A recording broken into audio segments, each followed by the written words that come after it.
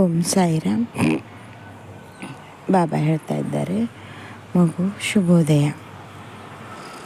ನೋಡು, ಇಷ್ಟು ದಿನದಲ್ಲಿ ನೀನು ಮಾಡುವಂಥ ಕೆಲಸ ಅಷ್ಟೇ ಅಲ್ಲ, ಈಗ ಹಿಡಿದಂಥ ಕೆಲಸ ಆಗೋದಿಲ್ಲ ಅಂತಂದು ನೀನು ಯೋಚನೆ ಮಾಡ್ತಾ ಇದ್ದೀಯಲ್ವ, ಖಂಡಿತ ಆಗಿದೆ.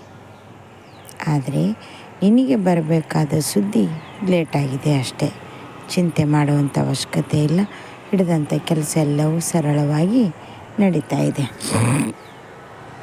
ಅಷ್ಟೇ ಅಲ್ಲ ಕಂದ, ನಿನ್ನ ಮನೆಯಲ್ಲಿ ಒಬ್ಬ ಹೆಣ್ಣು ಮಗಳಿಗೆ ದೈವಶಕ್ತಿ ಒಲಿದಿದೆ.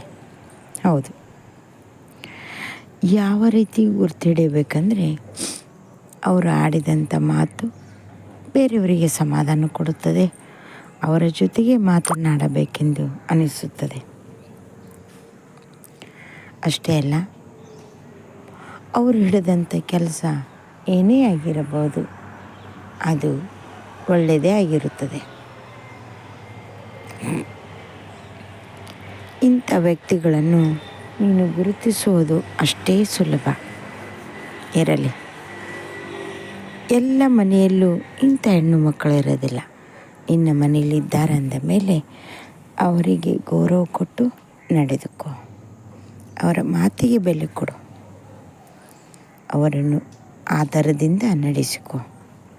ಯಾವ ಮನೆಯಲ್ಲಿ ಹೆಣ್ಣು ಮಕ್ಕಳನ್ನು ಗೌರವದಿಂದ ನಡೆಸಿಕೊಳ್ಳುತ್ತಾರೋ, ಪ್ರೀತಿಯಿಂದ ನಡೆಸಿಕೊಳ್ಳುತ್ತಾರೋ, ಆ ಮನೆ ಸ್ವರ್ಗವಾಗುತ್ತದೆ. ಹಾಗೆಯೇ ಉದ್ಯೋಗದಲ್ಲಿ ಹೆಚ್ಚಿನ ಬಡ್ತಿ ಸಿಗುವ ಸಾಧ್ಯತೆ ಇದೆ. ನೀನು ಹೆಚ್ಚಿನ ಶ್ರಮ ಹಾಕ್ತಾ ಇದೆಯಾ, ಶ್ರಮದಿಂದಲೇ ಹೆಚ್ಚಿನ ಲಾಭವೂ ಬರ್ತಾ ಇದೆ.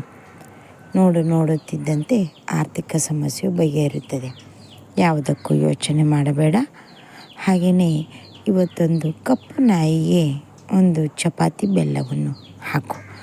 ಯಾಕೆಂದರೆ ಅನಾರೋಗ್ಯ ಸಮಸ್ಯೆಯಿಂದ ಬಳಲ್ತಾ ಇದ್ದಂಥ ನಿನ್ನ ಮನೆಯಲ್ಲಿ ಅನಾರೋಗ್ಯ ಸಮಸ್ಯೆ ಹೊರಟು ಹೋಗುತ್ತದೆ. ಮಕ್ಕಳನ್ನು ಸರಿಯಾದ ರೀತಿಯಲ್ಲಿ ಬೆಳೆಸ್ತಾ ಇದ್ದೀಯ ಕಂದ, ಅದರ ಬಗ್ಗೆ ಎರಡು ಮಾತಿಲ್ಲ. ಮದುವೆಯಾದ ಮಗಳಿಗೆ ಇನ್ನೂ ಜೀವನ ಸರಿ ಹೋಗಿಲ್ಲ ಅಂತ ನೀನು ಯೋಚನೆ ಮಾಡ್ತಾ ಇದ್ದೀಯ. ಇಲ್ಲ, ಸರಿಯಾದ ಮಾರ್ಗದಲ್ಲಿ ಇದ್ದಾರೆ. ಅವರವರ ಯೋಜನೆಯಲ್ಲಿ ಅವರು ಚೆನ್ನಾಗಿದ್ದಾರೆ ಕಂದ. ಹಾಗೆಯೇ ಹಿರಿಯರ ಆರೋಗ್ಯದ ಕಡೆಗೆ ಲಕ್ಷ್ಯ ಇರಲಿ. ಒಂದು ಬ್ಯಾಂಕ್ ಪಾಸ್ಬುಕ್ ಮಾಡಿಸಿ ಆ ಬ್ಯಾಂಕಿನ ವಿಷಯವೇ ಮರೆತು ಬಿಟ್ಟಿದ್ದೀಯ. ಹೋಗು, ಅದು ಏನೆಂಬುದನ್ನು ನೋಡಿಕೊಂಡು ಬಾ. ಹಾಗೆ ಪೋಸ್ಟ್ ಆಫೀಸಿನಲ್ಲಿ ಇಟ್ಟಂಥ ಒಂದು ದುಡ್ಡನ್ನು ಇನ್ನೂ ತೆಗೆಸಿಲ್ಲ. ಅದು ಮುಂದಿನ ನಿನಗೆ ಯಾವುದೋ ಒಂದು ಸಮಸ್ಯೆಯ ಪರಿಹಾರ ರೂಪವಾಗಿ ಸಿಗಲಿದೆ. ಯೋಚನೆ ಬಿಟ್ಟು ನೆಮ್ಮದಿಯಿಂದಿರು. ಎಲ್ಲವನ್ನು ನಾನು ನೋಡಿಕೊಳ್ಳುತ್ತೇನೆ. ಶುಭ ದಿನ.